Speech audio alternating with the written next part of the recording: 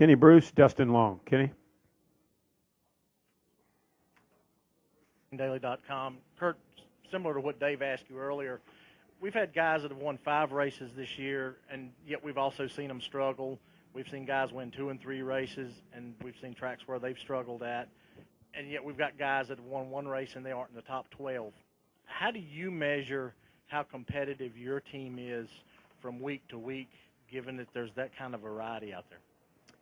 That's a great question, and I think you're hitting the nail on the head on how you measure a team's success, or are they meeting their expectations. And for us at Penske Racing, the way that Roger and I have a good feel for one another, and then with my new crew chief, Steve Addington, and our whole 2 guys, the group, we measure how competitive we are week in and week out. And did we have a chance at winning? Did we lead laps that day? Or did we completely miss the setup and not even run in the top 10 at all?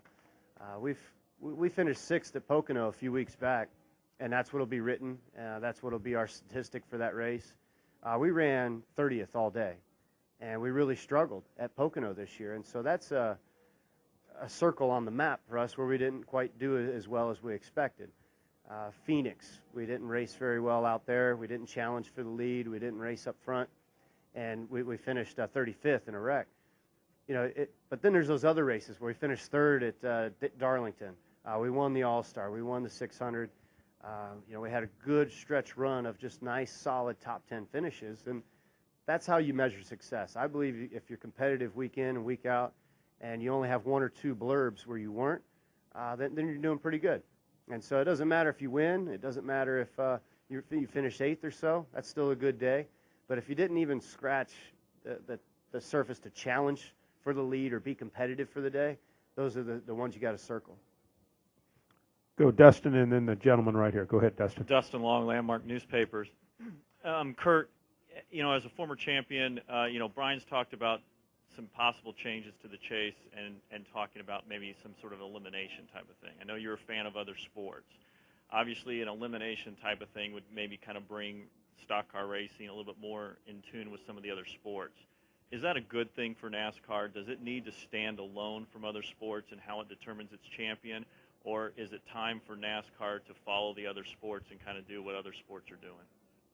Yeah, I'd like to have a sit down with Brian, and I think our time is coming at Penske Racing where they sit down with each of the teams and discuss certain strategies, certain ideas. And Brian has done a magnificent job at trying to bring NASCAR to the mainstream and trying to get us into that, whether it's an evening time slot to be on primetime TV, whether it's to compare us to a playoff system such as the Chase, and what it can do to crown a champion and really give it a deciding feeling on who is the final man standing. I mean, you have the World Cup where it is eliminations, and now you only have 2 teams to root for. Would that be good, though, heading down into Homestead where there's only 2 guys to root for? The Chase was a brilliant idea, and it worked magnificently in 2004. I still don't even remember the race. I did happen to win the championship, but to have 5 guys eligible to win the championship in one day, that was the whole master plan. It hasn't phased out that way over the years, and I think that's why we're looking for some tweaks here or there. But, Brian is our leader, and we have to do what we can collectively to make it the best decision possible for the sport, not just for our fans that show up to watch the races, but for our fans on TV, and to help ourselves be in that mainstream top 3, whether it's NFL, Major League Baseball, and then NASCAR.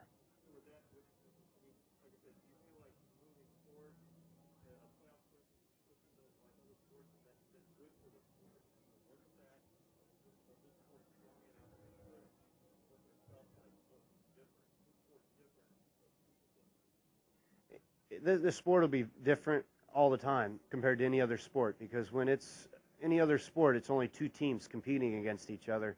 This has 43 teams. And when you have the 12 chase drivers, if your guy didn't quite make the chase, I think fans do adapt themselves to a chase driver and follow them through. And so, yeah, you have 12 guys to root for. It's very different than any other sport, and I think we're all smart enough to try to help make a proper decision to make the sport move forward. So in a long answer, I'm game with either way, whether we stay with the same format we have or if we tweak it a little bit. What has been tweaked over the years, though, is when you win, you get a lot of extra bonus points in the chase, and those are the points that Jimmy Johnson's used to win the championship the last few years. Go ahead, sir. Kurt, John Reyes, Reyes and Reyes Broadcasting. Let me follow up on a question that Shannon related to you. Because of Dana Patrick not being in the race every week, will there come a time when the rest of drivers consider her a threat to win, or is she just being considered a part of the competition now? Kind of loaded. Be careful how you answer that.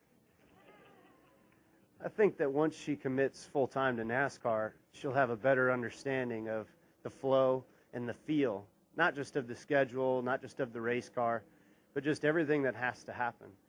It's not just jumping in the car and wheeling it anymore. You've got to handle all the different areas of sponsor appearances, media requests, and of course time with the team.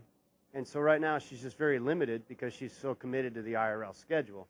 So this is just a work in progress. I think we're going to have to wait to see the final product when she can decide which road she's going to head down. And she probably will have a 1-hour ESPN primetime special when she wants to announce what she wants to do too. And so we'll all decide then. Good. Good for you, Kurt. Any other questions? It might be hard to top that one. Yeah, Kurt. I usually finish with a bang. Yes, sir. Kurt Busch, thank you for joining us. Good luck this weekend. All right, thank you. Bye-bye.